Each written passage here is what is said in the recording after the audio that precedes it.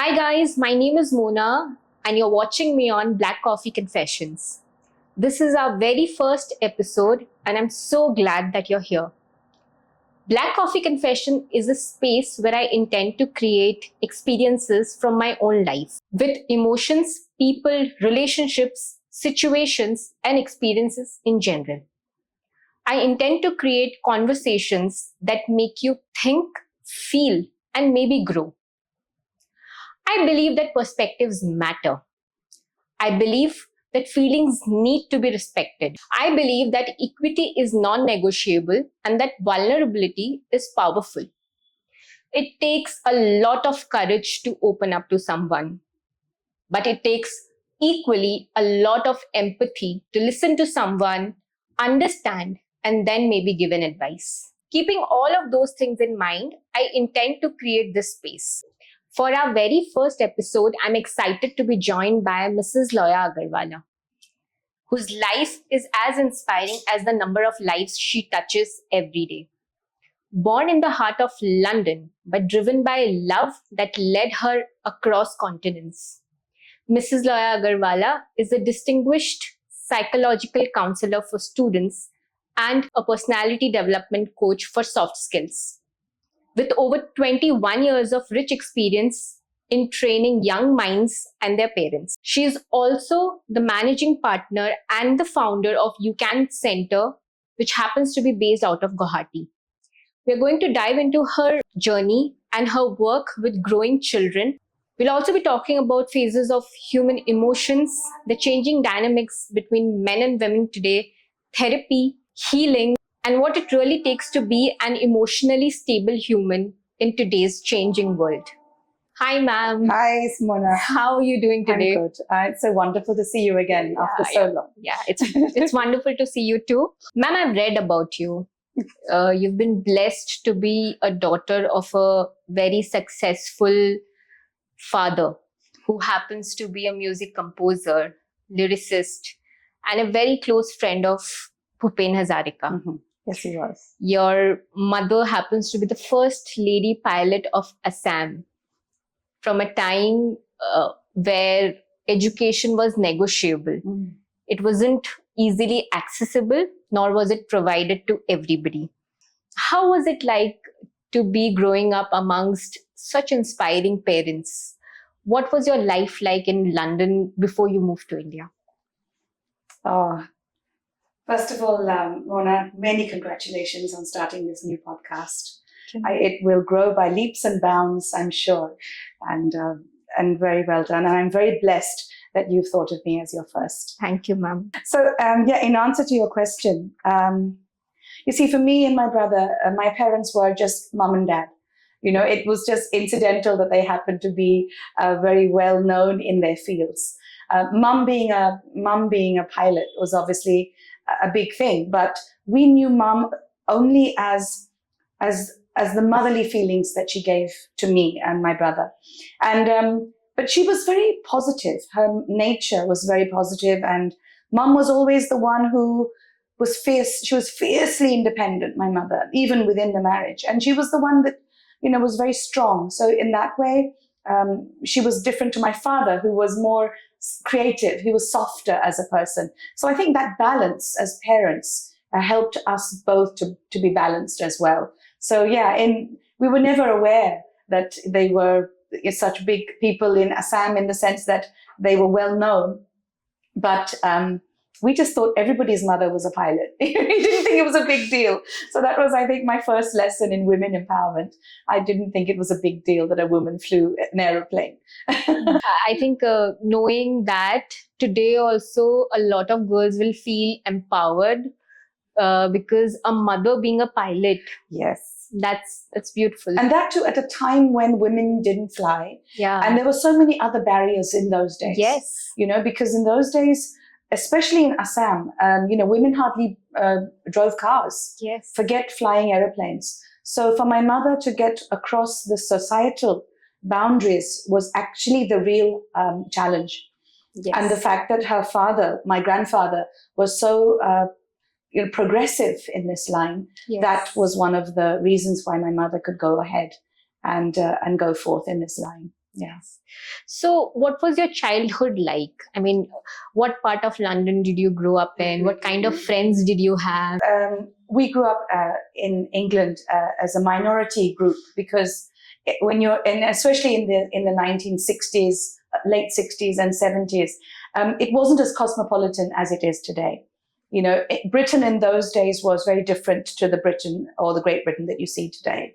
So we grew up amongst people from all different cultures. So we learned to speak, I learned to speak my own mother tongue very early on. So my father and mother had to balance these two worlds. They needed to retain our cultural identity amongst a sea of people who were not Indian or Assamese for that matter.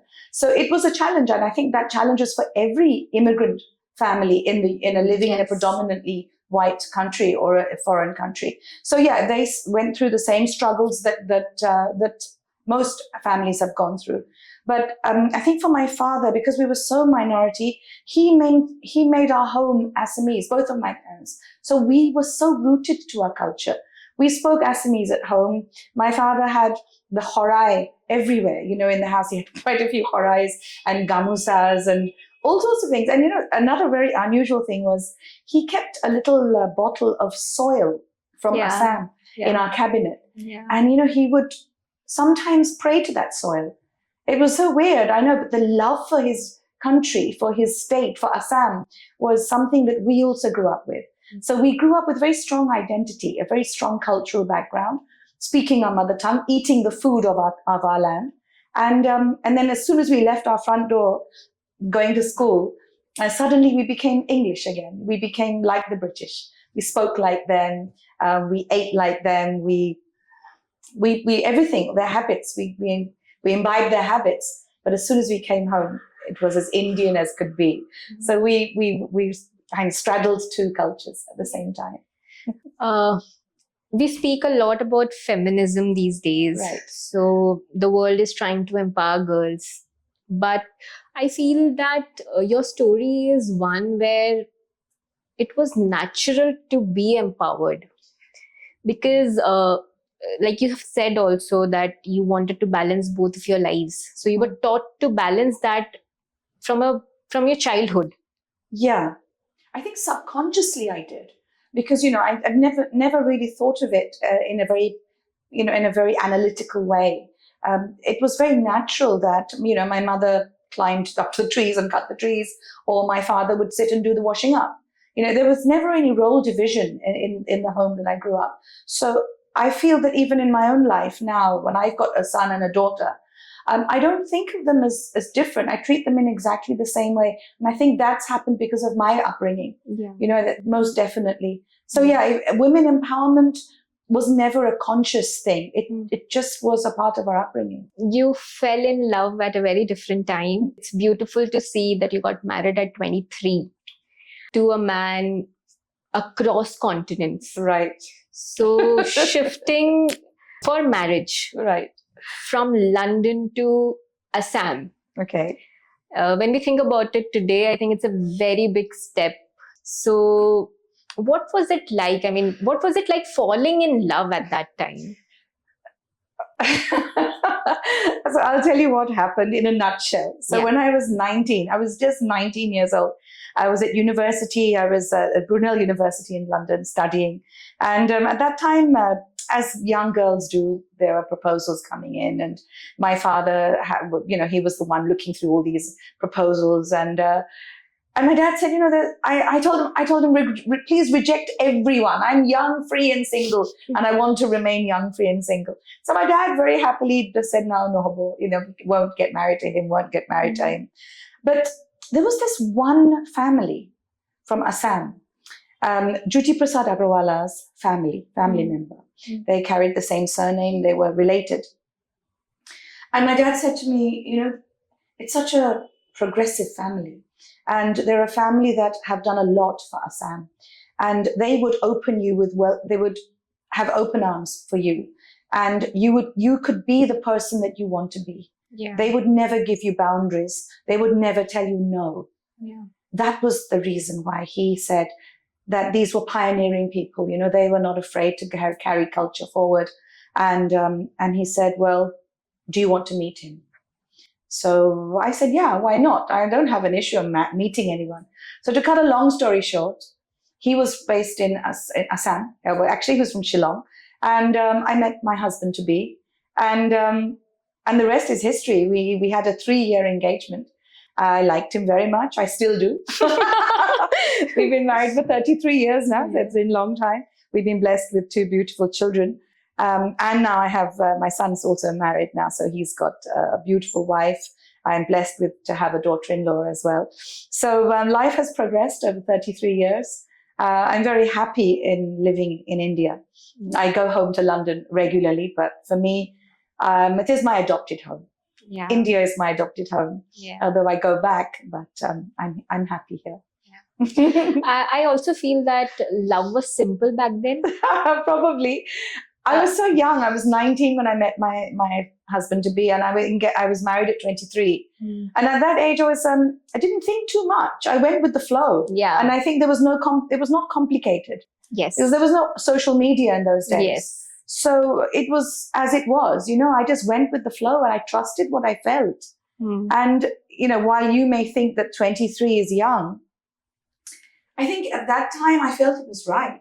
Yeah. I don't think number was a part of it. The age being a number was not a part of that journey. It was just that it felt right. And I wanted to move away and live with him.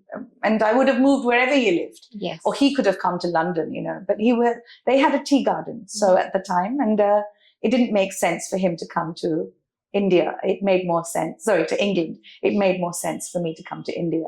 And coming back to very progressive father and city like London, and then coming back and living in Dibrugarh for a while. Yes.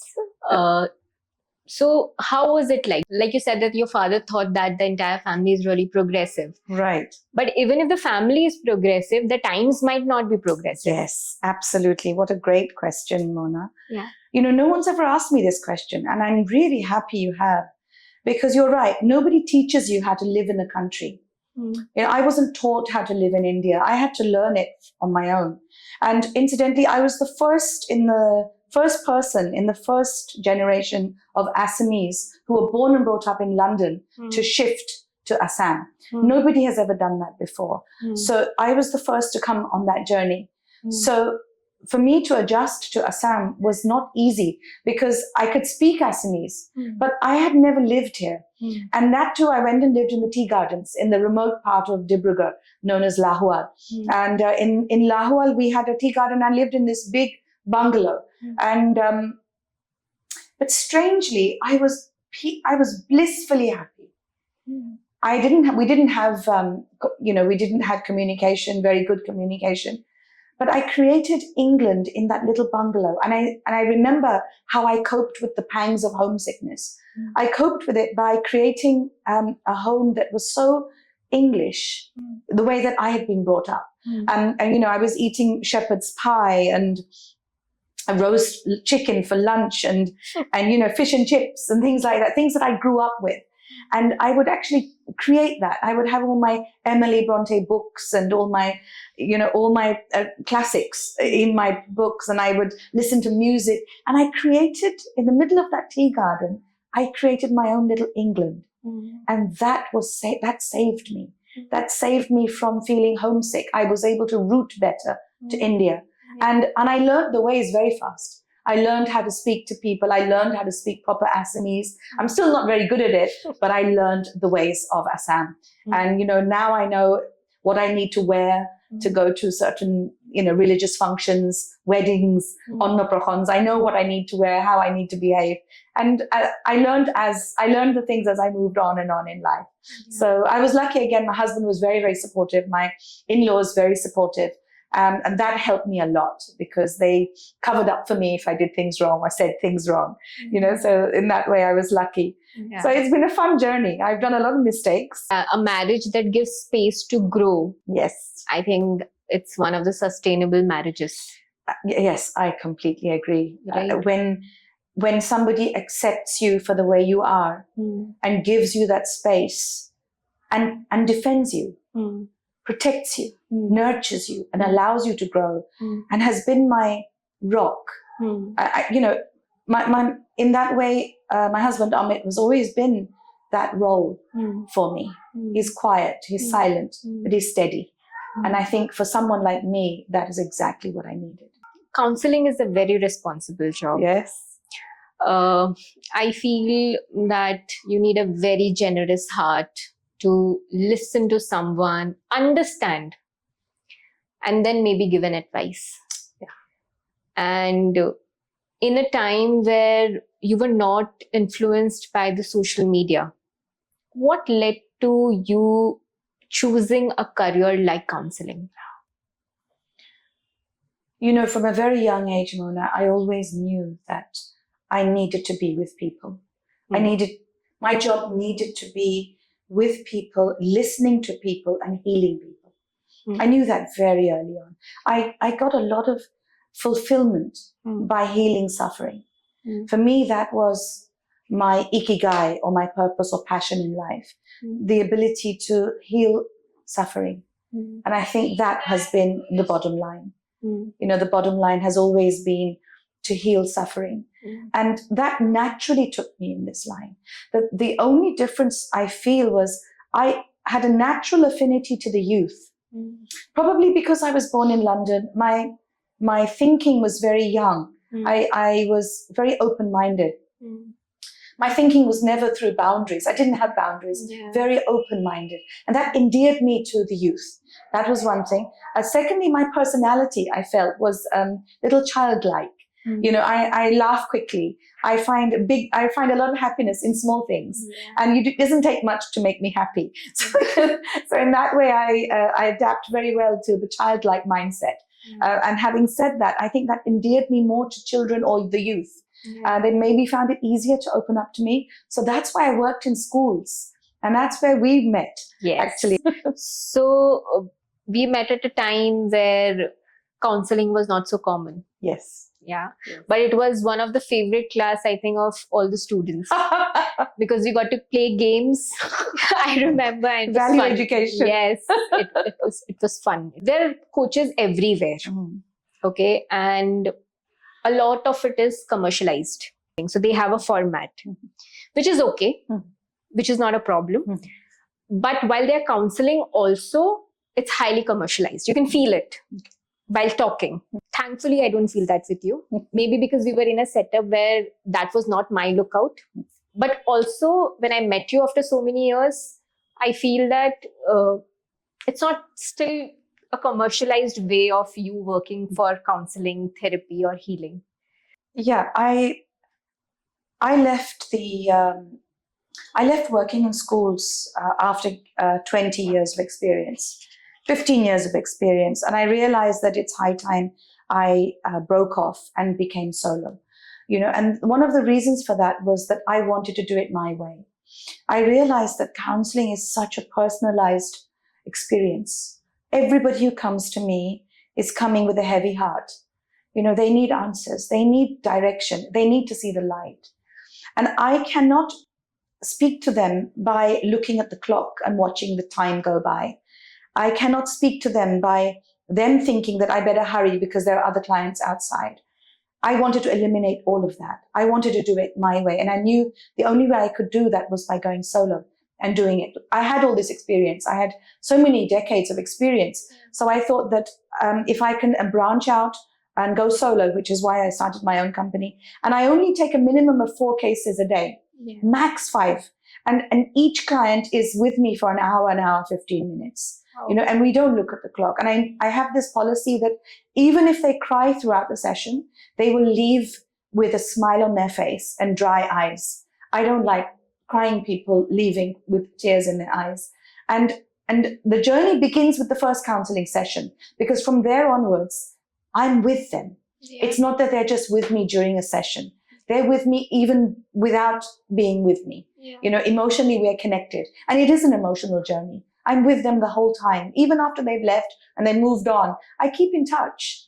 I keep in touch. So they come back again if they have any issues in future. So it's a process, and it's a heart-to-heart process. And commercializing is actually debasing it in essence, even though it is my living. But that is not the focus of a counseling journey or a counseling experience. Yes. The focus is healing. Yes. That is how I never think otherwise. Yeah. It's healing, and it's a transaction of energy.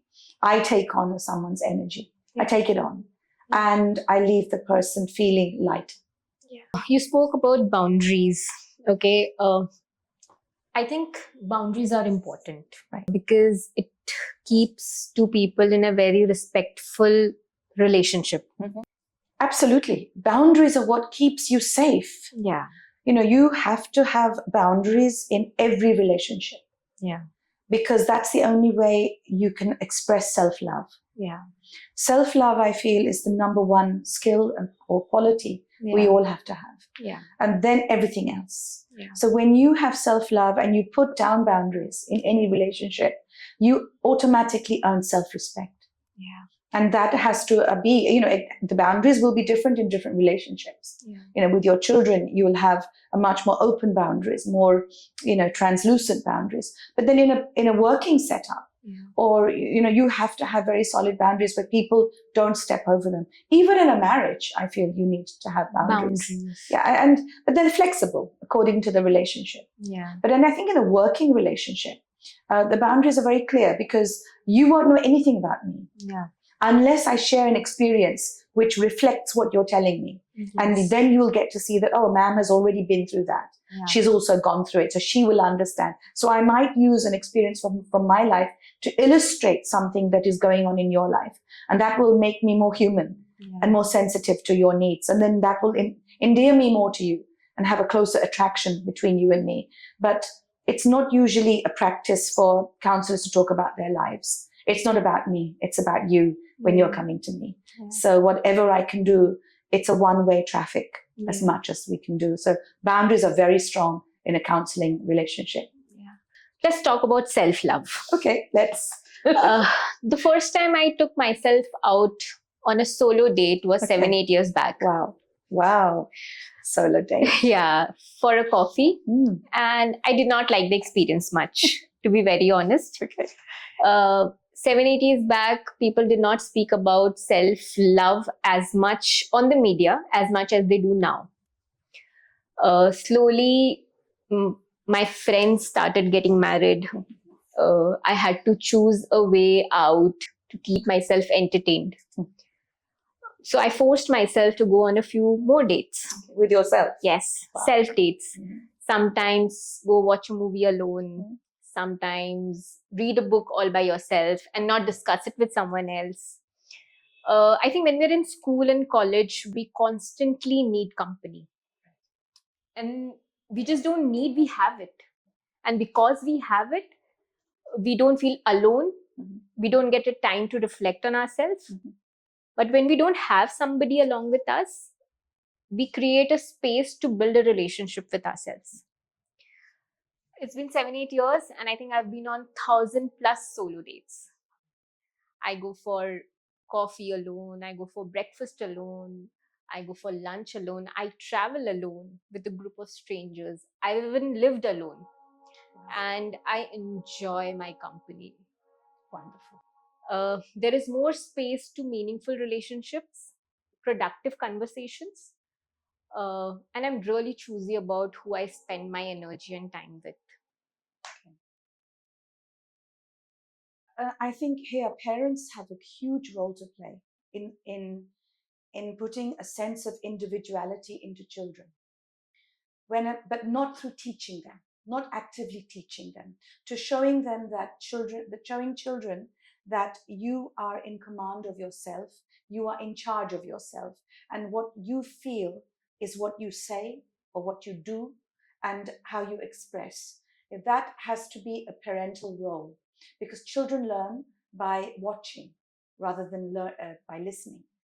Rather than listening to lectures from parents, they will learn better by watching their parents. So when a parent is able to speak out and validate themselves publicly, then immediately the child understands that my words matter, my thoughts matter, my behavior matters. So that is the first lesson that I will tell parents. that you must respect yourself enough to let your child watch and learn.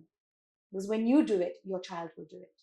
That's a fact. Yeah. So the learning lesson starts through how a parent starts to treat themselves. Yeah. And that starts the journey of self-love. Yeah. So when a child knows that I must love myself too, Yeah. I must ask myself how I am. Yeah. I'm not going to go outside because I'm going to get cold. Yeah. Or if I go out, I must put on my jacket. These are small things with young children. And that progresses as we get older. I'm not going to eat junk food. It's not good for me. That's Yeah. self-love. Yeah. I'm not going to go in this relationship because that guy is aggressive. Yeah. And I don't need that. That happens as you get older. Yeah. So self-love grows as the child grows. Yeah. But it starts with parents. They have a huge role to play here. Yeah. And it's very important to instill that early. Yeah. Do you think that parents can behave differently with all of their kids? Yes. Yes, I do. I think parents are different parents to all of their children. Yeah. Because first of all, gender will separate the children. Yeah. The age of the children will be different. Yeah. And the parents may be going through other issues themselves, Mm-hmm. which makes their parenting a different journey with each child. Yeah. Even twins, Yeah. born at the same time, experiencing the same parents, will experience different parents, even though they are the same parents. Yeah. So, it's the personality of the child also. Yeah. You'll find one child is a little softer.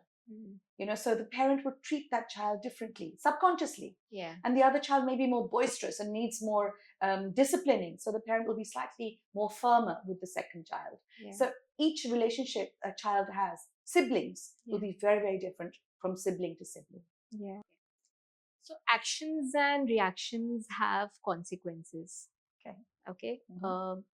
I think reactions have bigger consequences, Mm-hmm.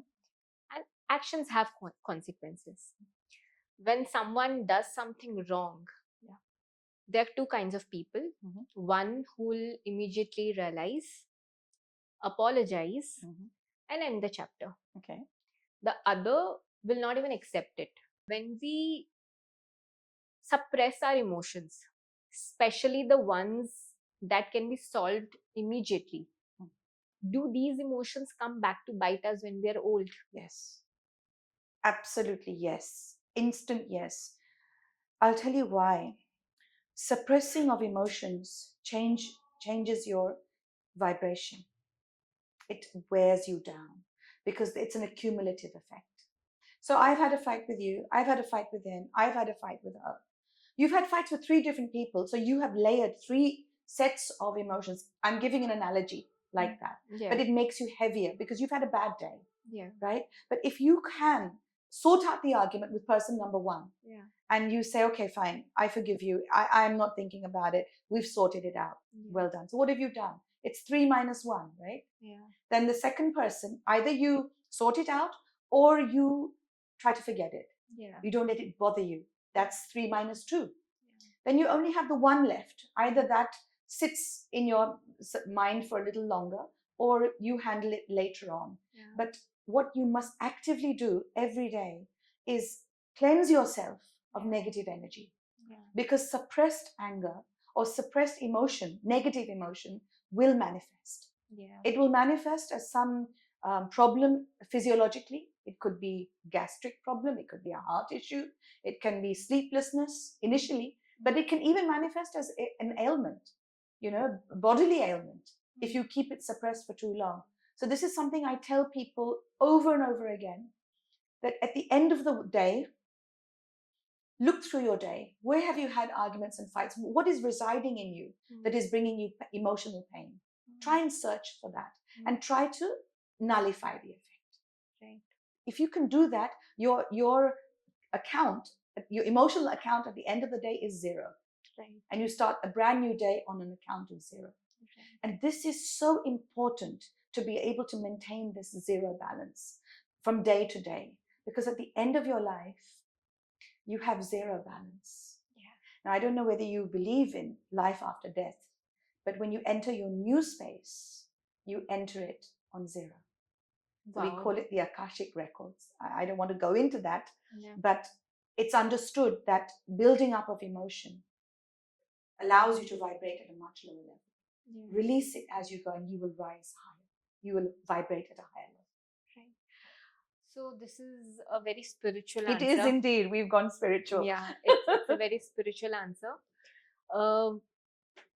I also feel that if you are easy, when you're surrounded by people who are not easy with you, and you still want to clean your chit, Yeah.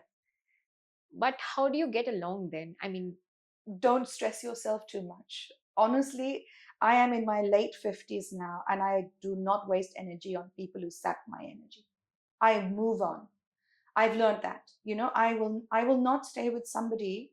But you see, sometimes it may happen in an enclosed emotional space. yeah. So if it's a friend, you don't have to be in touch with that person anymore. But if it's a family member that pulls you down because of their negativity, then you don't need to spend too much time with them. Yeah. And there is another very interesting philosophy that you can use. You can speak to them on a superficial level. Make that your habit. So, for example, if you were pulling down my energy, I would say, "Hi, Mona, how are you? Did you have a good day?" And you'll say, "Yes." "So what did you have for lunch?" And you'll say, "Blah, blah, blah." And I'll say, "Okay, the weather's really hot today, right?" And you'll say, "Yes." And I'll say, "Okay, did you watch this on TV yesterday?" Have you noticed all the questions are very light? Yeah. I have not asked a heavy question. I have not asked you, "How are you feeling today?" Then you'll say, "I'm feeling so unhappy." And then you pull me down with you. Yeah. Because I'm trying to work at you coming up. I don't need that. So I won't ask you a question that is heavy. Yeah. I will ask you light questions. Yeah. So in that way, I'm helping myself. So we call it the rock philosophy. It's for people who are living with others who pull them down. You Yeah. can't run away from them. You live with them, but you don't necessarily have to be pulled down by them. We spoke about self-love. I want to understand your perspective. I thank you for this question. I'll tell you why. I have a lot of my clients who keep watching this part of one of my old podcasts. They rewind this part on self-love because I cannot stress how important our personal journeys are. They always start with self-love. And the fact that you may not love yourself will be ultimately your breakdown. It will be the cause of your breakdown, your emotional breakdown. So emotional love for yourself is such an important part of your journey, because without that relationship, as you were saying, you go on dates on your own. Yeah. It's such a beautiful concept. Yeah. And I don't think it was something that was so predominant in early days. We always had a relationship with ourselves, but it wasn't defined as it is today. Yeah. We've always talked about, I advise myself, we talk to ourselves, but I always believe there are two versions of us within us. Yeah. We have the ability to parent ourselves.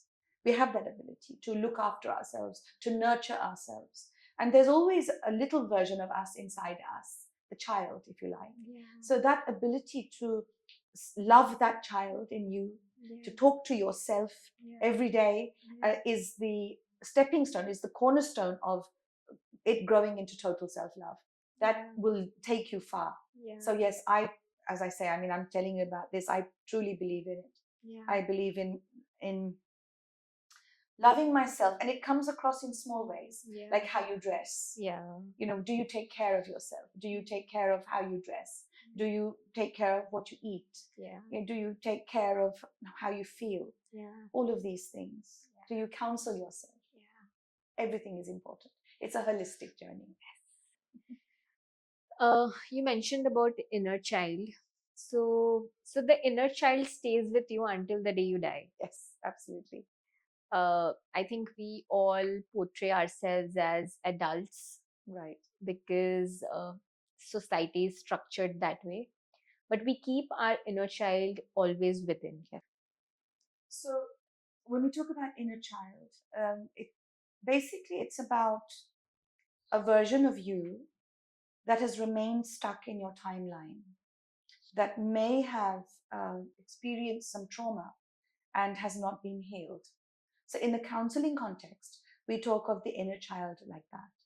So it is up to the therapy to heal the inner child. And we do that through the person. Okay. So once the inner child is healed, that inner child has reintegration with the adult person. So reintegration means that the inner child no longer remains the inner child, because that child is healed now. The trauma is over, and that child then rejoins the main person. I don't know if this is making sense. Oh, it is. So once you have a holistic reintegration, then you are whole again. There's no fragments of you left in your timeline. Right. So when you say that you die with an inner child in you, you do, but you go with the child having healed. So you are one person. So you still have that child in you. You know, that happy, sometimes when we become very childish and we laugh like a child, it's small things. That is your inner child. But the inner child is healed. Yeah. It doesn't remain in a state of anger or sadness. Yeah. It becomes happy again. Yeah. Do you also ask people to heal their inner child on their own?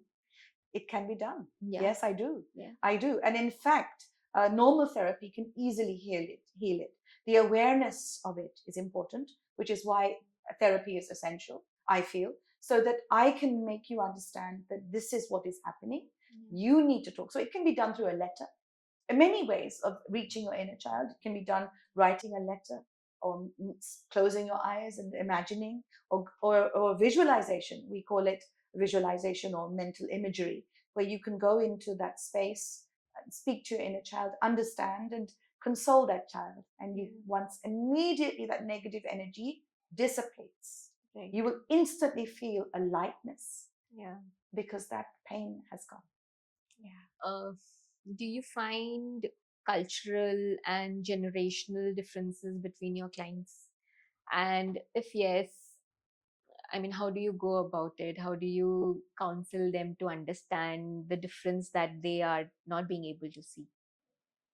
I've never been consciously aware of the person's background. And that is directly because of my upbringing. I see a person's heart. That's it. I connect only to what the person is telling me. The color, creed, culture of the person isn't necessarily of importance. However, I respect a person's cultural background, and I will, but because counseling has got nothing to do with religion, so I actually, and people within a particular religion cannot be divided. You cannot generalize people coming from different religions. So in that way, I'm never aware of it. I'm never aware, even forget religion, even gender, or sexual orientation. It's never an issue for me. I listen to the problem.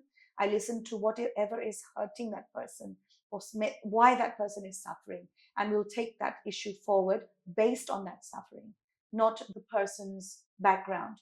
And that is because of my upbringing in England, where I was mixing with all children from all backgrounds and all religions and all countries. So therefore, I think that is one thing why I get so many people coming from all different cultures and sexual orientations as well, because I don't think it's possible to pigeonhole people. Yeah. I don't do that. And my thinking is very broad in that context. Very, very non-judgmental as much as possible. Yeah. So to understand someone else's perspective, so the generational gap that I'm talking about is, if a father and a child comes to you, you got to explain both of them each other's perspective. Yes. In this context, it is crucially important, because I believe and I feel I'm blessed, Mona, to be in this job, because I see two perspectives. That is why I wrote my book, because when I was sitting as a counselor, I could see the perspective of the child or the adolescent, and I could also see the perspective of the parent, because I myself am a parent. And I could see the differences in these two perspectives. And I feel privileged to have been the bridge between both of these worlds, or two different generations. And I believe that has been my role in bridging these two generations, because there's the wider the gap, it's becoming more and more wider. And even post-COVID, it has become so wide. We really need to bridge that gap, and fast, because our children are suffering. And we have huge suicide rates. We have huge self-harm rates, probably one of the most in the world in our adolescent age group, that we have to bridge it. And it's always family issues, number one, on the reasons for suicide. Yeah. Ma'am, do you think suicide is an impulsive decision? That's a hard question, because I think it differs from person to person. There are people who plan it. There are people who plan it. They very meticulously plan They buy what they need to buy. They write down letters to whom they need to address. They plan the time, the date. They go and visit people before they do it to say goodbye. Subconsciously, they don't say goodbye, goodbye. I have had cases like that where the one client I remember, he went and said goodbye to everybody and nobody knew why, and he only came to me once, I think, or twice. I wish I'd had him for longer.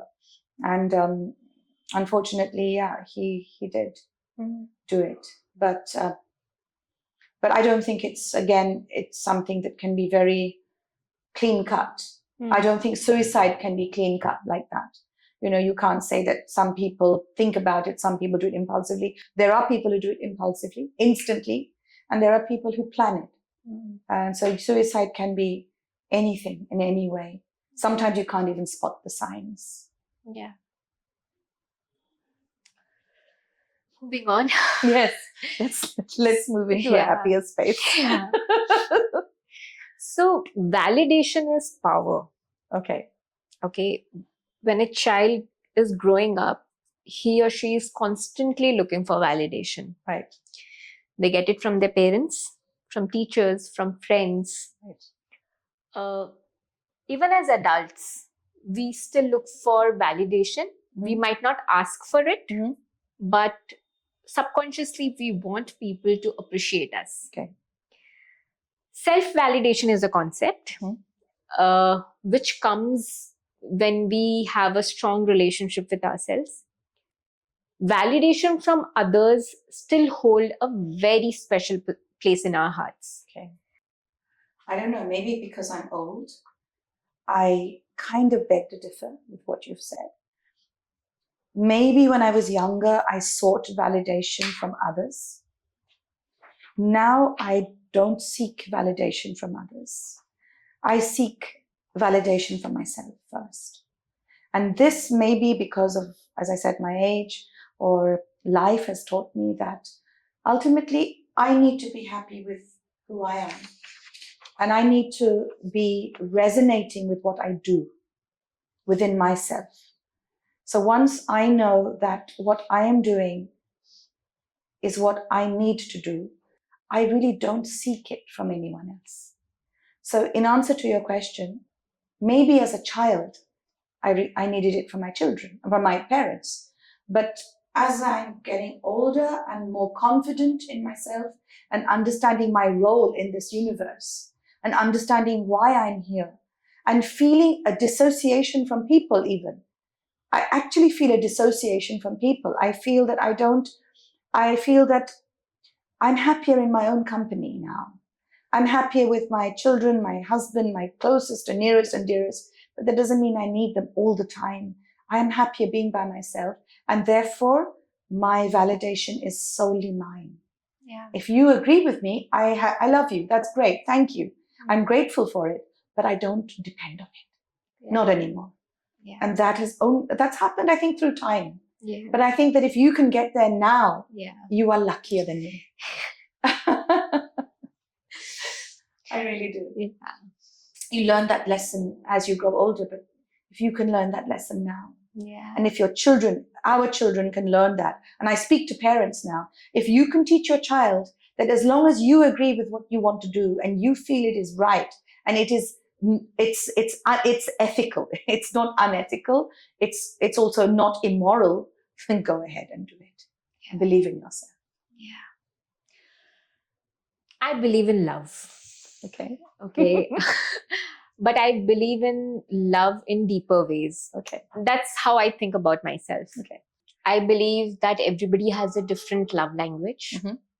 Expression, acknowledgement, validation in relationship, understanding, space for growth, patience, putting someone else's needs before you. Yes. All of this is love. And maybe more. While grand gestures are really beautiful, but I'd like to be the spotlight for my partner. I'd like to get attention in ways where I don't get it from someone else. For me, love is one word, actually. For me, love is in a relationship. Yeah. For me, love is respect. Yeah. I think that translates to love. Yeah. So for me, above love even, there has to be respect for me. Yeah. And in every way, not only in me as a person, me as a soulmate, as a companion, in all my avatars, I expect respect to be given, unless I've done something to temporarily throw myself off guard, but then for the balance to restore itself afterwards. So we are always in a state of respect with a partner. Yeah. You always fluctuate up and down, but respect remains constant. Yeah. But love, love comes from respect. Yeah. Trust, again, is another one that comes from a relationship. So I think those three things are essential in a relationship. And the icings are just those gifts that you give to people. Yeah. But more than that, it's respecting how somebody speaks to you, how you listen in a relationship. And I actually think giving a person space as well. Yeah. All of these things are living together, working together. That's what I mean. Living your lives together. Yeah. I think that is what love is. Yeah. It's difficult to define, actually. I think Yeah. it's more of a feeling of togetherness than anything else. Somebody who's there through thick and thin with you. Yeah. And I think that's love. It's odd to say. I think it's a feeling. Yeah. It's a feeling of oneness with the person. Yeah. Trust also takes time to be built. So it's a journey into establishing that you fully trust a person. And I think to establish that I fully trust this person should and must take time. Do you think that is, or am I overthinking this? Yes, absolutely. Yeah. It should and must take time, Yeah. trust. But you can't wait all your life to get to that level of trust. Yeah. It needs to. It's a very fluid, organic process to trust somebody. Yeah. Because when you're living together and you go through experiences together and you see how the other person behaves in certain situations, automatically trust on that person comes. It comes through time. Yeah. It comes through experiences. It comes through incidents that happen, and you realize, he's taking care, or he's told me this before he's told someone else, or small incidents all will amount to the overall thing of trust. Okay. But again, it's a personalized journey for everyone. Again, it's a feeling that you will feel that, yes, I can trust him. Sometimes you feel that feeling very early on. You'll feel it very early on, but behavior is crucial. If somebody is lying to you, time and time again is lying to you, then how will you ever establish trust? Right. If somebody is not doing what they say, how will you ever establish trust? If somebody is not being able to respect you and is not there for you when you need that person, how do you achieve trust? So then in that case, trust is an elusive quality. It won't come. It's not an easy thing. Trust is a very difficult thing to establish. And it's a very difficult thing to keep steady, as time goes on. So it's a very important building block of a relationship. Yeah.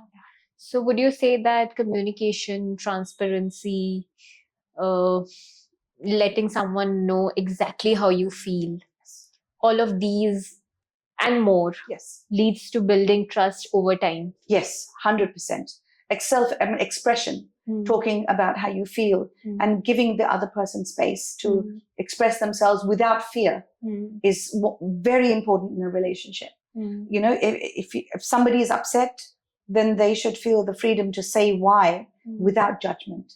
The problem is many of us don't speak out because we feel that our partner will judge us or tell us don't why or gaslight us. So many people keep quiet. They don't say it. They're not openly sharing. They will say, okay, I will tell him this, I won't tell him this. And that, I think, is the beginning of distrust, actually. So being open with your partner and being able to share things in a way that the partner understands. That is important. Therefore, trust is key to a relationship. Yeah. What if your partner breaks your trust once? Would you be able to trust the same way again? If yes, oh wow, okay. I'm sure many people are going to listen to this answer. I can only share what I do, okay? Because I don't think I have the right to tell anyone how to lead their life. Yeah. So I will tell you what I do, but it's worked very well with me. If ever somebody breaks my trust, I give them one chance, unconditional chance. So if I trust you, for example, I say, Mona, I trust you, and don't let me down. And you let me down. I will give you back the trust once unconditionally by putting that aside. I will never go back to that again. I will never mention that incident again. I will never bring it into our present life. But I will unconditionally give you back your trust with full 100%, full 100%, not even 0.1 taken away. But if you were to break it a second time, then I probably wouldn't trust you again. So that's what I do. And I find it works. But it's not, you will never know that I don't trust you. You'll think that I trust you, but I will keep it to myself and be very careful with what I say to you because, it might happen again. So therefore, that's just what I do. So your horizon or parameters for trusting someone is very widened. So you wouldn't charge someone just because they didn't inform you something and they informed you a little later that you don't trust a person. Or you wouldn't charge, let's say for your partner to go out with another woman. So if people... He'll be in trouble if he does that. No. So now that... So you are in a different space, but we are talking about young girls. Okay. Again, every relationship is an individual thing, and everyone has, within that relationship, they have their own parameters of trust. Okay. So if one particular boyfriend, girlfriend, if they have an open relationship and they have tremendous trust between them, that the people they are with are their friends and only friends, acquaintances, colleagues, there should be no issue of each other going and with the opposite gender. There should be no problems in that understanding because you know that the trust is so strong between them that they don't mind that. They're completely open because they trust their partner implicitly. But if there is, so that's because they've already decided that it's okay. So that's fine. But then there are people who don't trust their partners with somebody else, and therefore that needs to be very clear between each other first. They must have complete trust and faith in each other before, or if it troubles them, then it could be a demon from their previous experiences that is troubling them. So they need to handle those demons first and then maybe tell their partner that I don't like it when you do this because it reminds me of somebody else in my life that happened a long time ago because I was cheated on someone else. So you have to be aware of earlier demons playing in your present life. Then you can tell the person, no, this is what's happening. Just don't do it for a while until I heal myself. Then I don't have an issue of you going with someone else because I trust you. And then you've overcome that negativity in your life. So it varies, as I say, from person to person. Trust can be there. It may not be there. But if it's not there, it needs to be worked on. Definitely. So this question is from man's and a woman's point of views. Okay. There's a code of conduct for a man to be in a certain way. He has a lot of empathy for the other gender, understanding, takes care of his mother, his sister. So basically, he has respect for the other gender. Yes. And that's very important. So do you see that women put materialistic wants prior to how they get treated? You're talking to somebody who works from the heart. So that's a very alien concept to me, what you've said. I've not actually come across people who have that at their forefront, in their mind. Maybe it is a criterion in modern day marriages. I don't know. But it would be very sad if it is, because if money is a criterion in if it's the sole or priority, then, I feel that it's a little, your value systems are a little twisted. I think that could be an add-on or maybe a benefit but I don't think that it has a part in a heart-to-heart connect with a person. So I think a person with whom you vibe with, who you share common goals in life and passions, whose values are similar to yours, whose outlook in life and perspective and energy is similar to yours. You share the same passion for life and your futures, positive. These things are important. That would make a successful marriage. And complementary as well. One feeling down, the other has the ability to lift the other person up. That is important. Or somebody is feeling sad, the other one has the ability to make that person happy. These kinds of qualities are crucial in a marriage, and they surpass monetary or financial freedom. Basically, compassion. A lot of compassion. Absolutely. 100%. Compassion for each other. Yeah. Feeling the other person's pain. Empathy. Yeah. That is, I think, important. Yeah. What if one person does not feel like acting out of compassion? Do you feel that that's not love? You don't act out of compassion. It is an instinctive. It's instinctive. If you're crying, I will go to you and hug you because that's my compassion. I feel that. But if I can't do that to my spouse, then there is a problem there, So it varies. Compassion varies from person to person. Expression varies from person to person. Doesn't mean that everyone's going to come and hug you, but it may mean that a man may feel the same compassion because you're crying, but it doesn't mean that person's going to hug you. Their way of expression is different. So compassion is different for every person, but what is similar is how they feel in here. It's a deep sadness when somebody is crying. That's empathy. So if a person has empathy for you, then that person is worth keeping. There's one way of telling how a person is. It is how they treat others who are less privileged than themselves. So, for example, how they speak to a driver, how they speak to a servant, how they speak to the common man. If they speak to those people who they can gain nothing from, if they speak to that person with respect, with kindness, then that person is worth keeping.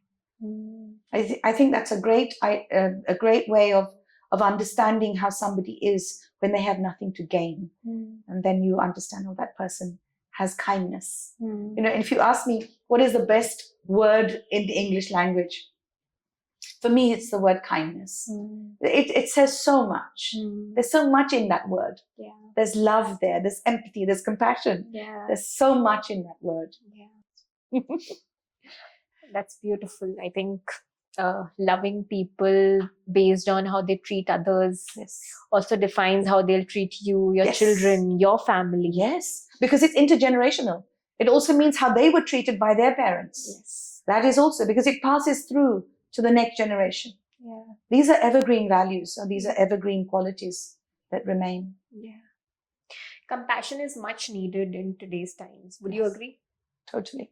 And people are losing a sight of it because maybe they are into rat race.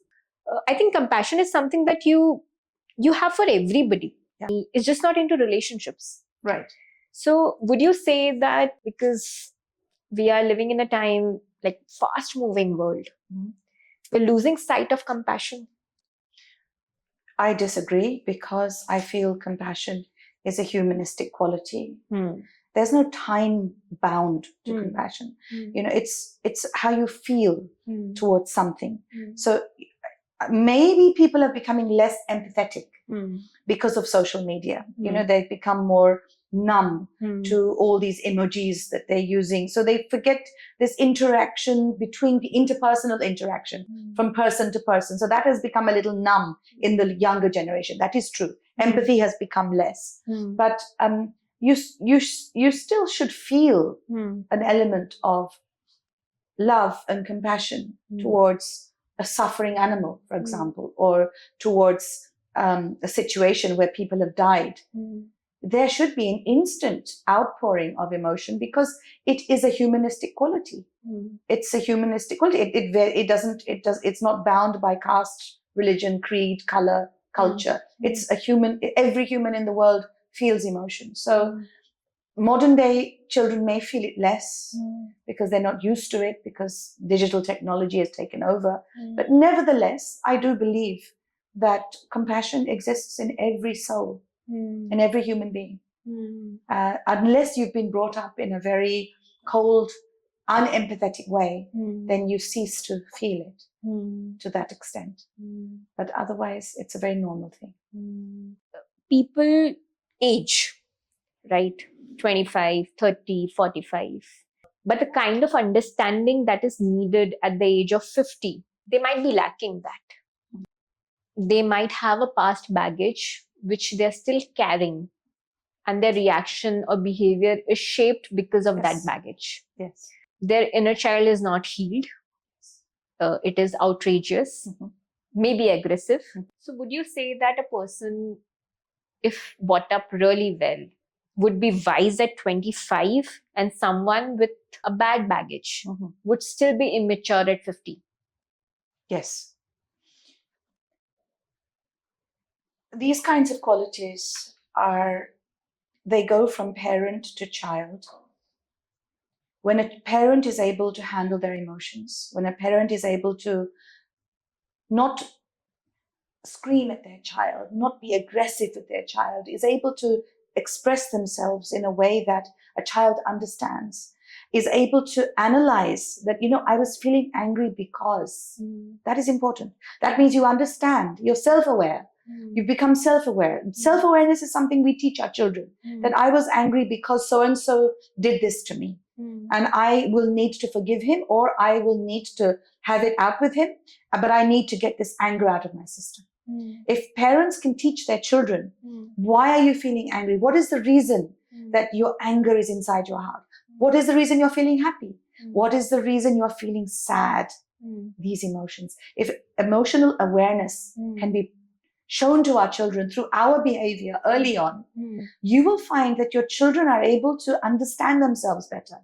So what you have just expressed is actually that. It's an accumulation of anger over the years, expression, which they have not understood. But if you are able to be in connect with your emotions from a young age, what have you done? You can read yourself, you understand yourself, you are self-aware, and you can then handle those emotions.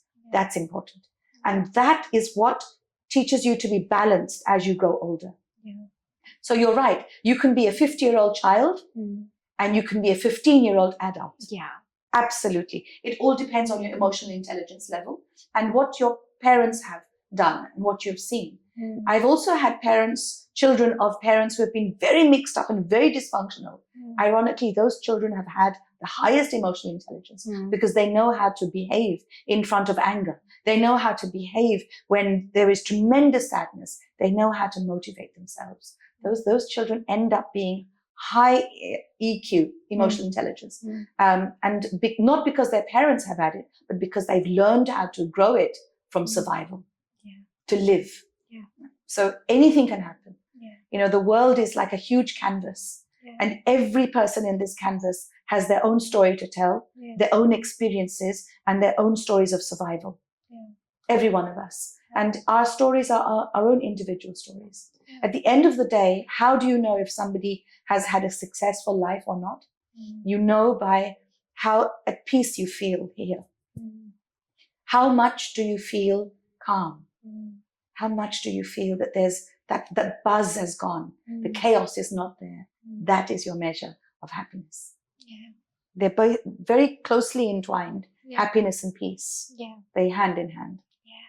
So negative emotions like anger, judgment, comparison in today's times are very normal. Okay, because the generation that I come from or the generation after me is highly influenced by the social media. You, on the other hand, happen to be a human of love. That's what I feel. Oh, thank you. And while all of these things are a part of human existence, would you say that this will sooner or later come to someone? They need to fight it on their own, let it go, realize, if not realize, seek counseling, and then realize? I think that this awareness it can come as early as possible. It should come as early as possible. The awareness of an accumulation of negative emotions, because you feel it, right? If you don't feel happy, surely you will think, why am I not feeling happy? You need to try and find the source of the pain. whatever pain it is. And if you can't detect the source, speak to somebody who will be able to ask you what happened. Sometimes if you miss it, it accumulates and it gets buried under your subconscious layers and you can't find it then. But it is already manifested as intense anger, as irritability, as a different persona even, because you've missed it. You didn't handle it at the time it happened. So what happens? It doesn't disappear. It remains there throughout your life. And one fine day, maybe counseling or something will happen where suddenly that memory triggers back. And you think, oh my God, I still feel sad about that fight I had with so-and-so. So that is your time to handle, to sort it out. I have had people who have been on their deathbed and they have not resolved that issue they had with their cousin 40 years ago. And they're unable to die. They hang on with life because they are still struggling to find peace. And finally, when they find peace, that person, in this particular one I'm saying, is the person was called back to the person who was on his deathbed. They sorted out the issue and the person died the following morning at 4 o'clock because the inherent anger was inside him. And when he was able to release it, he died in peace. So you always must ask yourself, am I on a clean slate? Do I feel happy? Do I feel at peace? And if you do, good for you. I think that's really beautiful to let go of what's not serving you. Absolutely. It's You've important. said it so beautifully. Yeah. That's it. It's important to realize that the relationship is more important than whatever negative feelings you have, to discuss it out, to talk it out. That's important. And you may not always find resolution. You might find that, let's be okay with being different. That's how you see it. This is how I see it. I'm cool with that. But I'm not going to carry this baggage on my back anymore. It's too heavy. It's weighing me down. So I'm leaving it here and now, and I'm closing it off. That's my closure. You don't have to have answers for everything either. To leave a baggage, it takes a lot of courage because you're forgiving people for something they might not even be sorry for. Right. But you're not doing it for them. You're doing it for you. Yeah. You have to be healed. Yeah. But even with that realization that I need to be healed, people seek an apology. When someone is at that mindset that I will only forgive when that person is sorry to me, do you think it is coming out of ego? I think it's coming out of a need to find peace, and you may never get it. So you're struggling with something that is not there. It's an illusion. Because if that person doesn't give you a sorry, then are you going to keep on searching for it? When will there be a time when you say, I don't need that sorry? It's okay. I can do without that sorry. This is my closure here. I don't need that sorry. I'm strong enough to understand that that person cannot bring themselves to say sorry, or they don't believe they are wrong. That's also fine. That is their perception. I believe they're wrong. If they're not willing to say sorry, it's okay by me. I can't force that sorry out of them. And even if they do say sorry, how do I know it's coming from a genuine place? Honest space. It's not. It may not be. So you need to be okay with whatever you have got. You need to heal yourself and say, listen, I don't expect a sorry from them. I'm okay, because if I keep on waiting for that, it may never happen. Maybe it's coming from ego, but I personally feel it's coming from wisdom. If I don't seek a sorry from you, that's my wisdom. That's my growth. And that is what will give me peace. Does that make sense? Yes, absolutely. I take charge of my own emotions. Correct. Right? I'm not dependent on external factors. Not at all. I don't need your sorry. And I hope that will give peace to a lot of the viewers who are listening to us today. I hope it will give them peace to not seek it. Why are you seeking sorry from someone else? He has therefore your emotional state in his hand. How can you give somebody your emotional state to hold on to like a ball? They play with it. If they want to hold it, they can do whatever they want with it. Don't give anyone that power. Not even your partner? But with a partner, it's different because you expect a sorry. Yeah. There's a different dynamic there. Sometimes you say sorry even if you're in the wrong, or even if you're right, you still say sorry. Yeah. That's what we do with partners. Yeah. Yeah. We need peace at the end of the day. Yeah. Every day. And by 12 o'clock midnight, say your sorries and get peace before you go to sleep. Yeah. So saying sorry is important in intimate relationships. Yes. But it has to come from a genuine place. It can't be said just because, the other person, because then you've lost the value of that word. The word just becomes SORRY. It doesn't become a feeling. Yeah. It becomes a word. Yeah. Words must have feelings attached. Yeah. When I communicate my feelings to someone about my needs in a relationship, and that person chooses not to act on those basics, do you feel that that person is not in love? That person is not connected. That person is not vibrating at your energy level, because that person is not connected to you at what you are trying to express. Okay. If I need something, yes. Say, for example, I need expression. Yes. I need communication. Yes. And I'm asking for it. Right. Repeatedly. Yes. Right. And the person's not giving it. If the person is not giving, I'm the one taking charge in the relationship. Do you think? I've had this issue in my sessions now. Yes. It's a very good question. Yeah.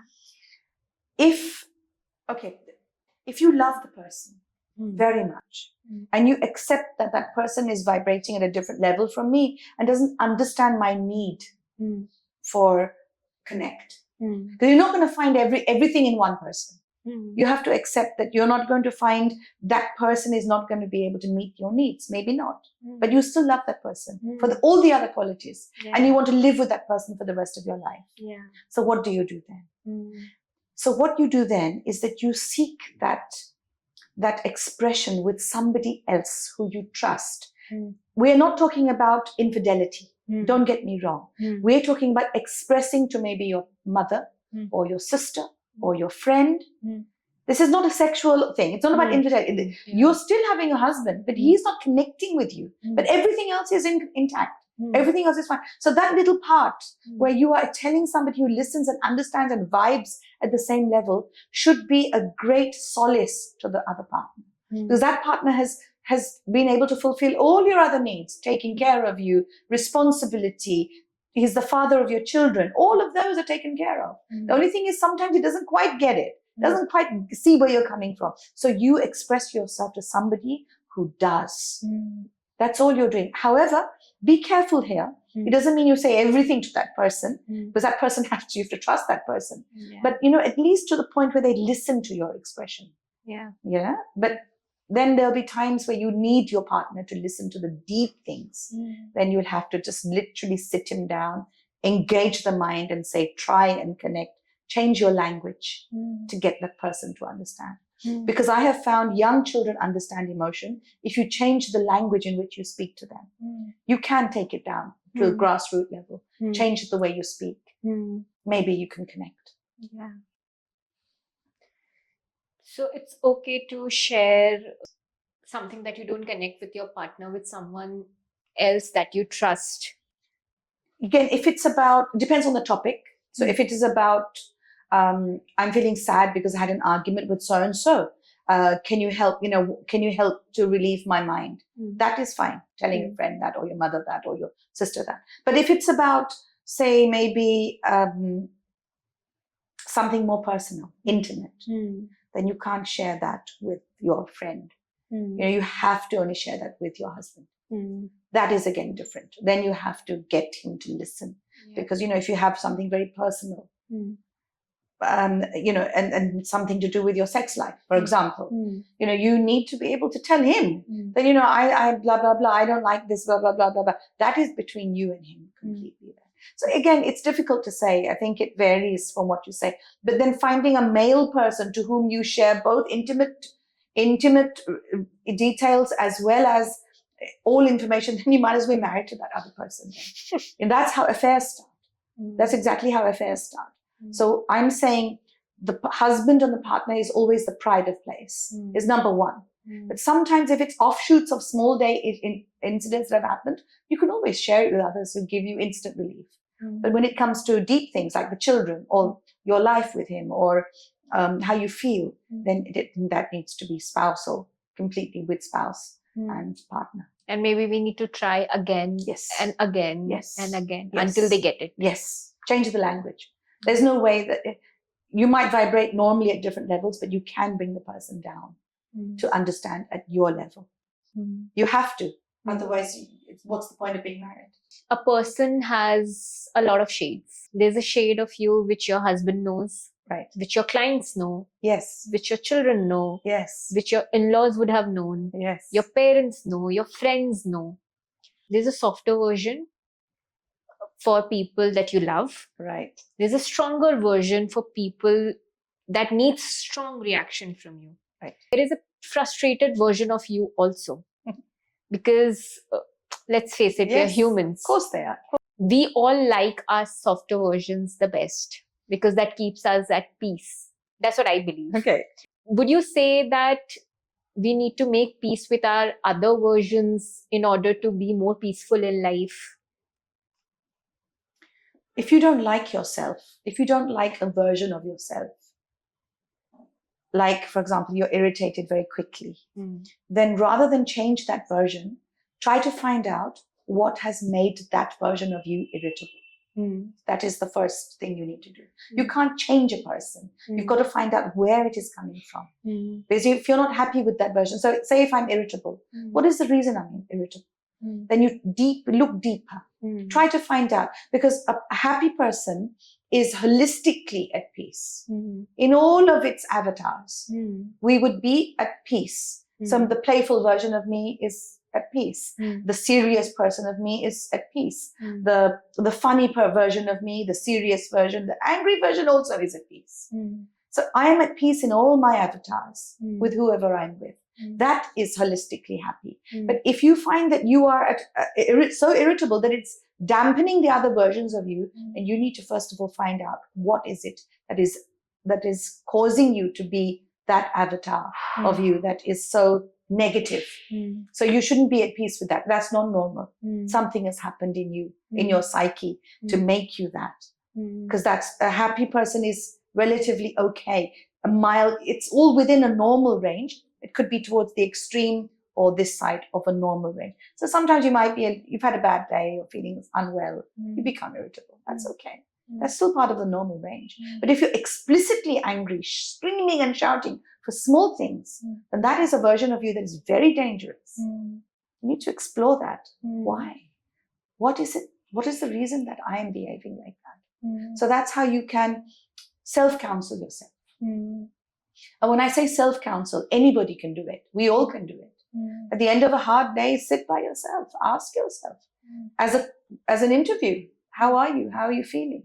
Because I'm feeling good. But what happened today that's making you unhappy? Or I had an argument with my boss, or I had an argument with my friend, and that's really upsetting me. And then you go, okay, so what is it about you that makes you sad? Well, because he or she said this, and it really upset me because I'm not fat. He said I was fat, and I know I'm not. I'm trying so hard. Then you tell yourself, you have been trying so hard. That person must have had a bad day. You're trying hard. You're doing well. Stick to it, and you'll see within a month you're going to be fine. What have you done? Instantly relieved yourself. That issue has gone out of the window. And what have you done to that version of yourself who was unhappy? Suddenly made that first version happier. You make it look so easy. Especially with the way you speak, you make it look super easy. But it's beautiful. Does it make sense though? Absolutely. Right. That's important. I read somewhere that make your life easy with emotions. Yes. If you're missing someone, call them up, text them. That's pretty much what I'm saying. Yeah. So you have to be proactive. Yeah. You have to do it. Yeah. So that's what brings me to my job as a counselor. I know that when a client comes to me, they come with a lot of hope. They come with a lot of expectation in their heart that, this lady is going to give me some peace.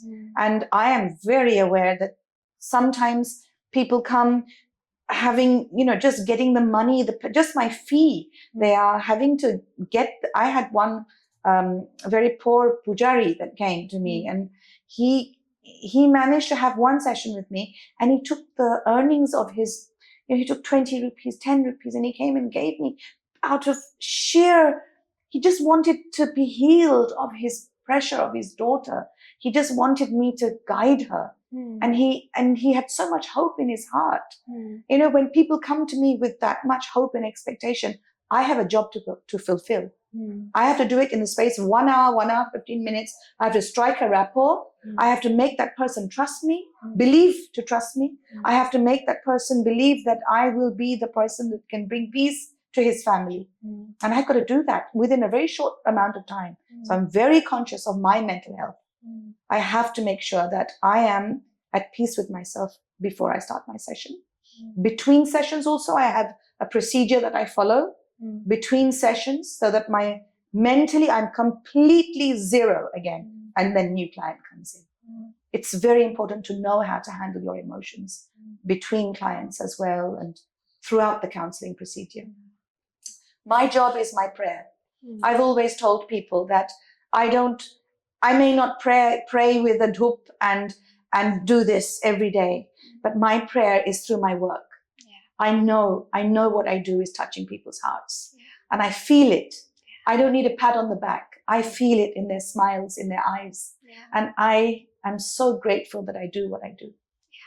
That's really powerful and empowering to hear. And I feel that it also comes from a place that your passion is true. I mean, it's directly vibrating from your heart.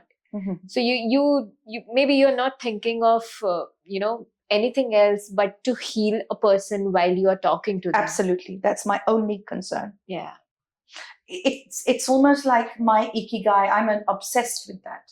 It gives me purpose in my life. I'm selfish, I guess. If you can say it's I'm being selfish by wanting to help someone, because that is only what makes me happy. Wow. It makes me happy. Absolutely. It takes me to a space where I feel at peace with my purpose. And if I keep doing this until the day I die, I will probably go to heaven. Because that is what resonates with me. It just gives me peace.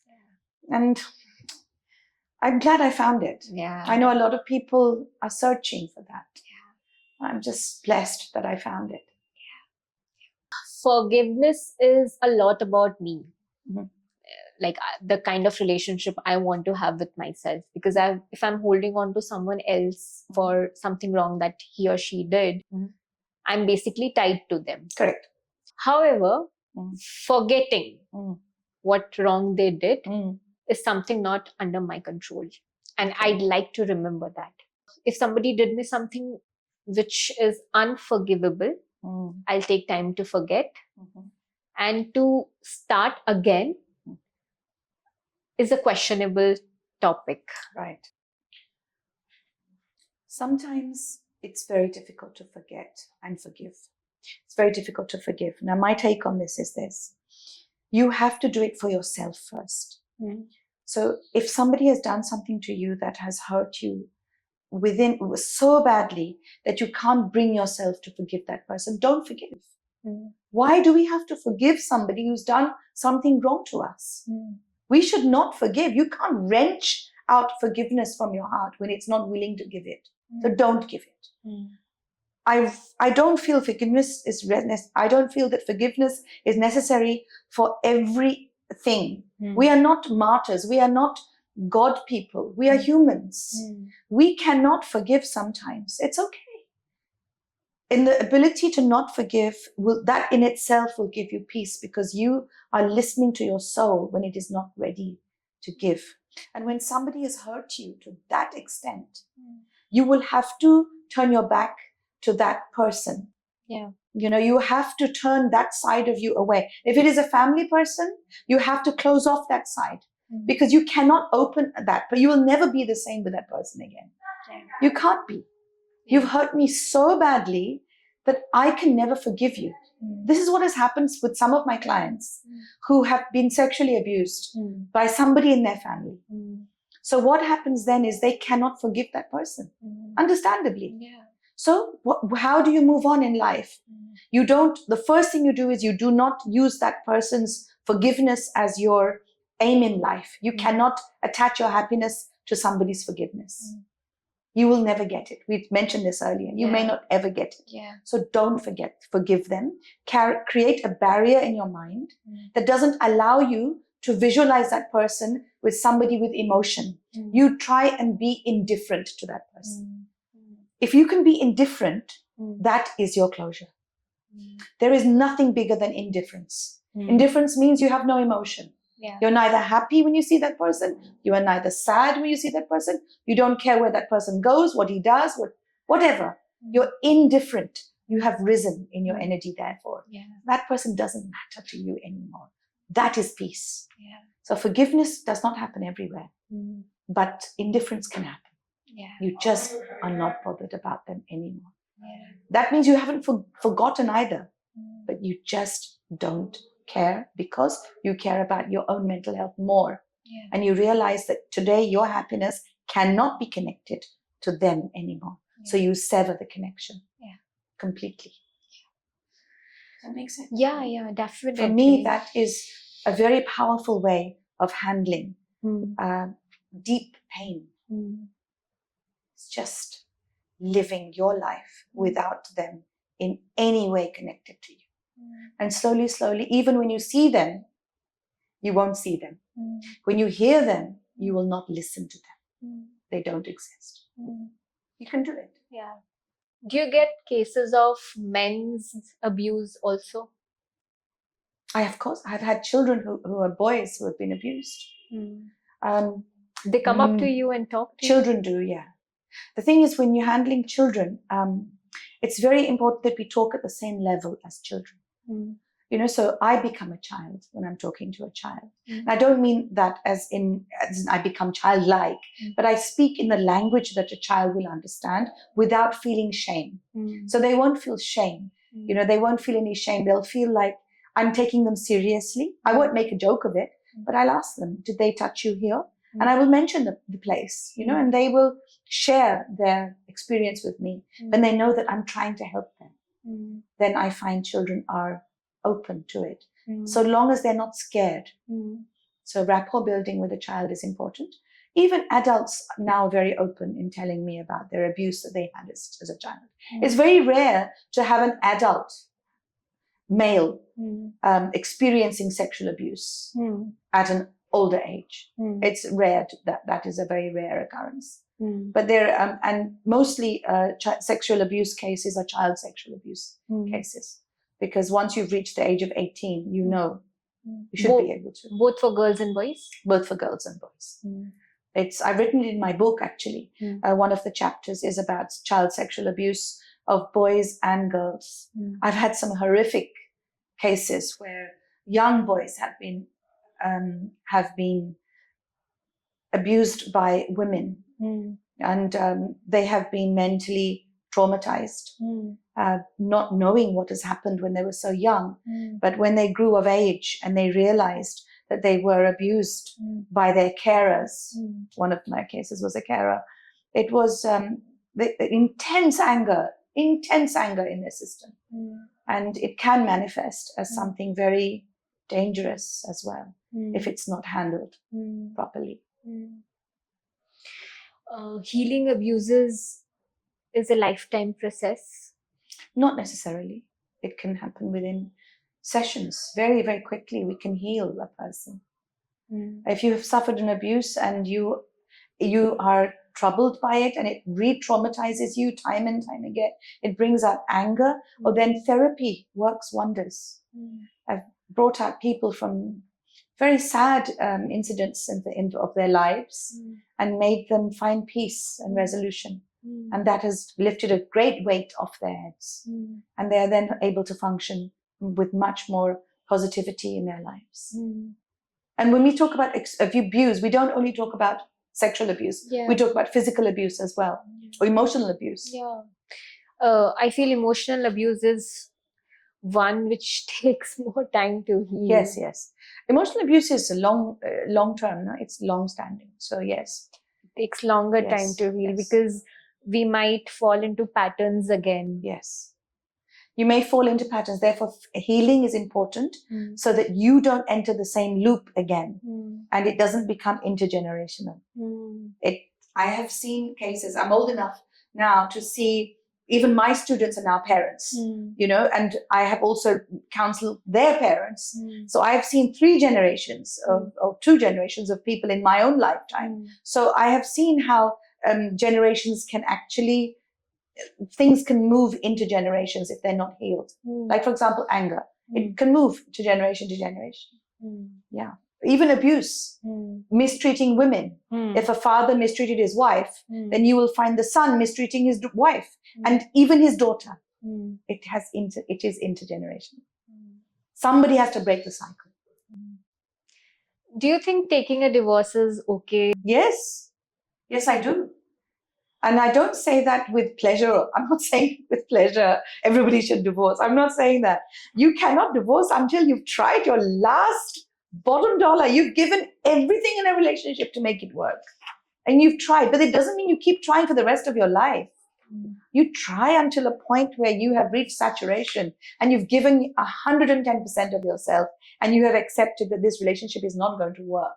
If it's not going to work, then both of you need to sit down and make a decision that, isn't it better to be happily unmarried than happily unhappily married? Yeah. That is a decision you have to make. And if it is mutual, all is well and good. If it is not mutual, you still have to make the decision that I have a life to live. I cannot live it like this. Yeah. It's better I move away Yeah. and live happily for him as well, and as for me, or for her as well as me. So I think I don't shun divorce. Mm. I don't endorse divorce.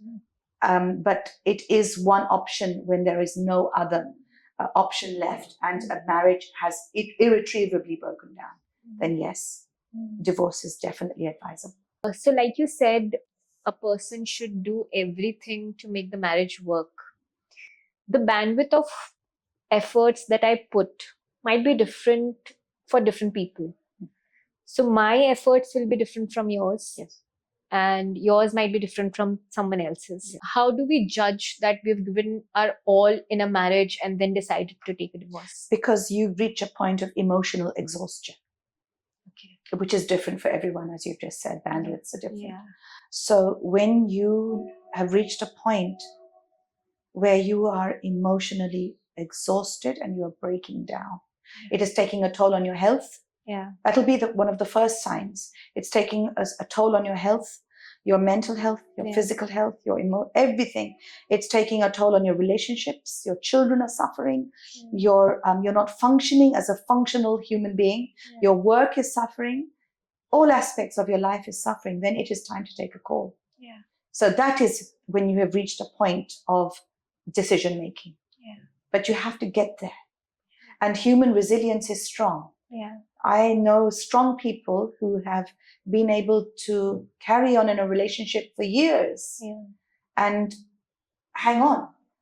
They're functioning, semi-functioning, but because they're not totally broken, they keep on and on and on. But I have people who have broken within a year of marriage and they just can't do it anymore. They've decided to break off. So I am more concerned with the people who keep on and on and on. Those people are semi-functioning. You're functioning in a marriage that has not changed in 10 years. And yet you're not strong enough to turn around and still feel that you can make it work. Yeah. That you have entered a trauma loop there. Yeah. You're suffering, but you are continuing suffering. You need to come out. If you enter that loop, you're in a very dangerous space. You have to make a decision and realize that this is costing my life quality. And in that case, you have to be strong enough to make a decision, because it's not only about you, it's about your children. And you have a responsibility towards your children to give them a good quality of life. How can they have quality when you have 2 squabbling parents? You have to think of that as well. So if you have the responsibility of putting 2 children or 3, however many children you have onto this earth, then you have a responsibility to take care of their mental health as well. That makes sense when something is not working out for both of you. But it takes a lot of thoughtfulness also. Yeah, because stigma is attached Yeah. not only to you, but also to the children. If there are children in the marriage, then stigma is more difficult for a woman than it is a man. Yeah. So yeah, you have to think many times before making that step. Yeah. But again, if we come back to self-love, if you love yourself enough and you realize, I won't let myself suffer like this, then you will make the decision. Yeah. Okay, on a lighter note, what does a happy marriage look like? Simply, do you laugh? Do you enjoy each other's company? Do you find the other person cute? Do you find the person cute? And it's not about good looks anymore. If you talk about happy marriage, it has to be other qualities which you doesn't necessarily have at the beginning. We're talking matured love. We're talking love that has gone through years and decades of going through ups and downs, through lots of trials and tribulations. After all that, do you still find your partner cute? Do the habits not irritate you anymore? Habits that initially irritated, now they don't irritate you. Now they are part and parcel of life. Are you able to predict your partner's behavior? Oh, he'll eat this. Oh, he won't have that. That is love. Knowing and answering for somebody. You're going to a restaurant, you know what he's going to have. You don't even ask him. He'll eat what I'm eating. That is love. When you know you're so much, and also that you know that this person doesn't like if I do this. I won't do it. That's love. So this matures as time goes on. You're so attuned to each other that it's almost like second nature. You're so comfortable in that person's presence that you are no longer self-conscious anymore. That, I think, is a definition of love. I feel that when you're in love, you don't need much. Yes. But a lot when it comes to small things. Yes, totally. And it's those things that are suddenly so much more meaningful. Like, for example, you've had a big fight, but you still but you still ask, did you have your medicine? Wow. You've had a huge fight, but you still ask, did you have your medicine? Isn't that love? Yes. That is it. Yes. Or, it's raining, take an umbrella. But you've just had a fight. Yes. That's love. Yes. So we love from a point that we think of the love that we have for the other person. You still care. You still care. You still care. That is, I think, love in its most basic, raw sense. And that is much longer lasting. How do couples resolve conflicts, especially if they have to do it around kids? Okay. So when kids are small, if they see parents fighting, I think it's a trauma for them. Yes, it is. They remember it. Yes, they remember it, and they take it to their adulthood in the same way until and unless it's resolved. So how would you advise that couples treat conflict in their relationship? Thank you for that question. It's really important. See, it's not to argue. Many parents will think, oh, we mustn't argue in front of the children. In one, that is also wrong. We have to show children how living relationships work. It's important that a child knows that conflict happens, but it is not ugly. It doesn't take fighting. It doesn't take hitting each other. It doesn't take screaming at each other. It doesn't take using slangs, and it doesn't take demeaning each other. These are the basic things that parents must bear in mind. It's the minute where something is thrown or hit or shouted or disrespected or slangs used where things become ugly. So first things is the face of the argument. Is it high-pitched or is it discussion and heated discussion? And does the child feel that this relationship is going to break? The child must feel that, yes, they argue, but they will be friends again by nighttime and everything is normal. So what are you teaching your child? You're teaching the child that relationships argue. You argue in a relationship from time to time, but it's nothing to worry about. Mom and dad will never, ever leave each other. This is what a child must take from that argument. That it's okay to fight. It's natural in a relationship. Even if they fight, it will be resolved by 12 o'clock midnight. And third is they won't leave each other. They love each other too much. These three factors are crucial in relationships, especially when there's their children involved. Mm. So when two parents fight, the child will think it's okay, they fight, but it's going to be fine. They're not, because their stability is affected, and they feel scared that my world is going to break apart now. That is something a child must understand, that my world is not going to break apart. They will always be together. So that is the first thing. So therefore, the face of the argument must change in a parent.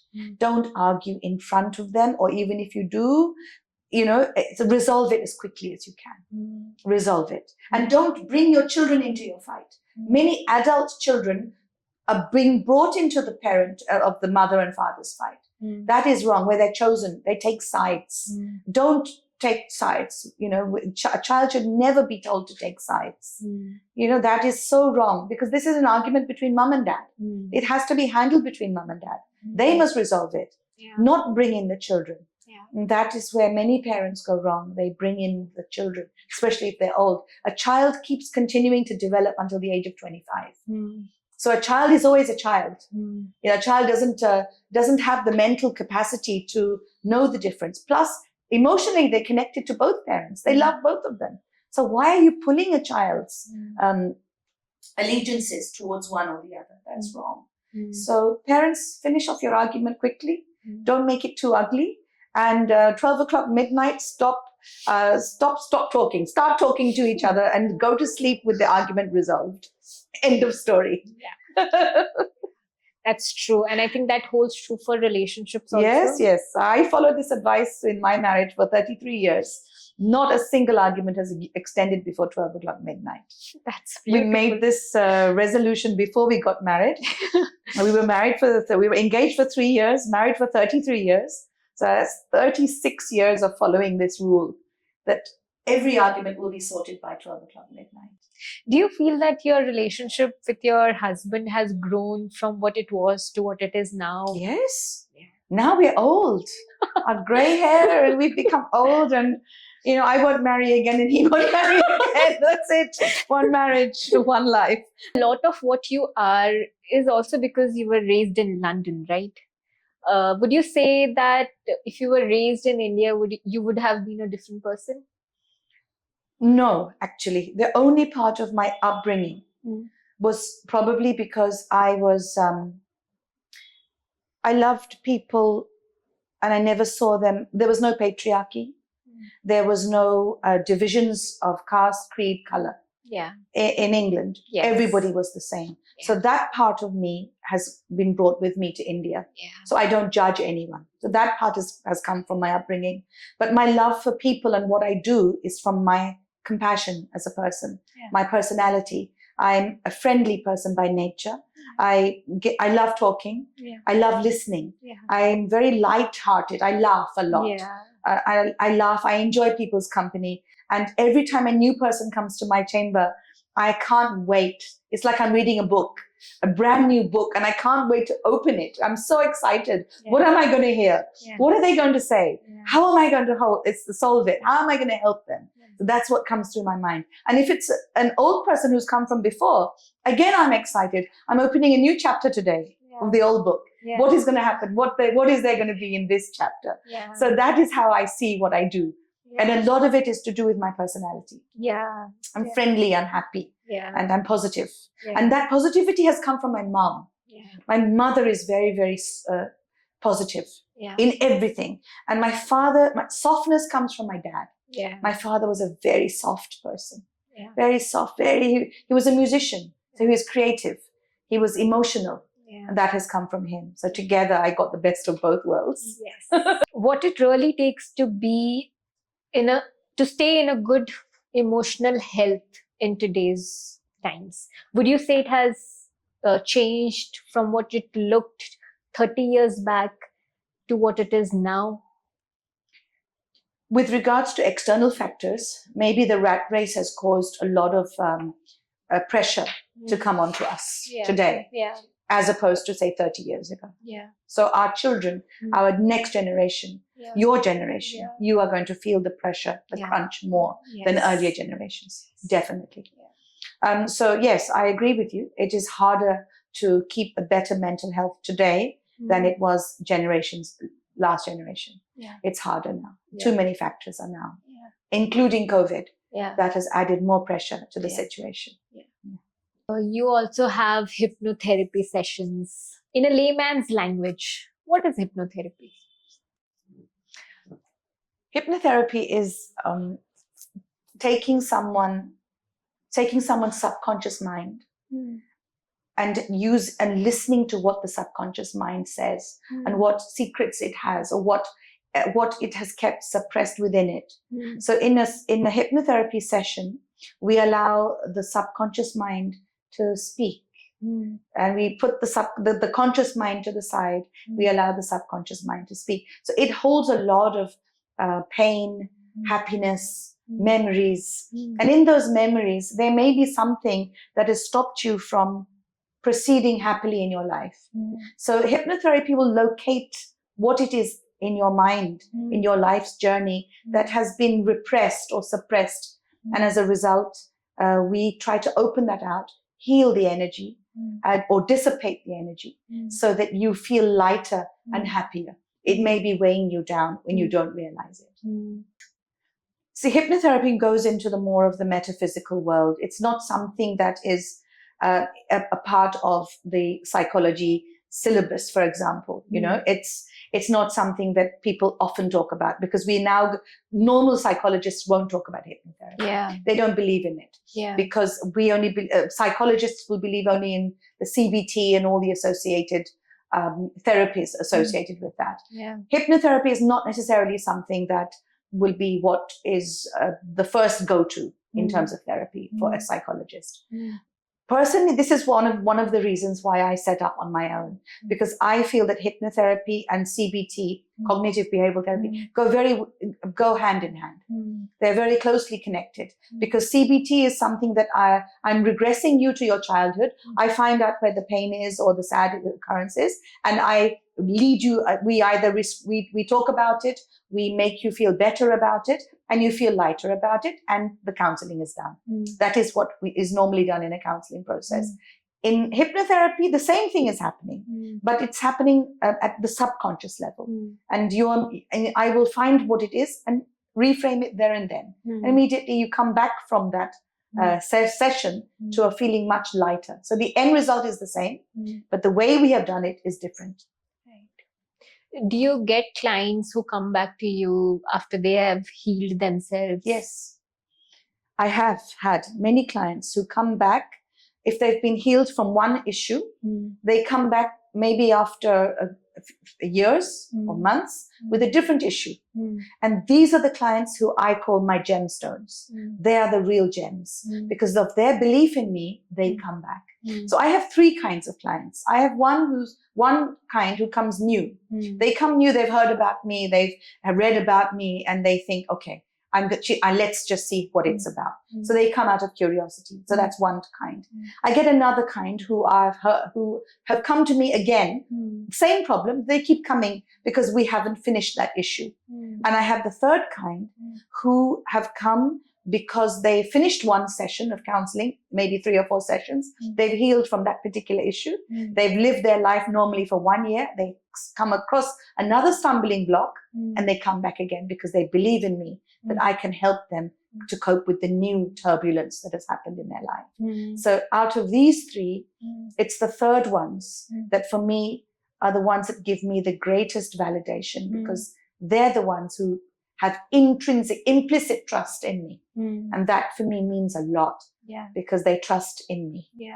It's like a full circle to you. Yes, for me that's full circle. And once they keep coming, they keep coming.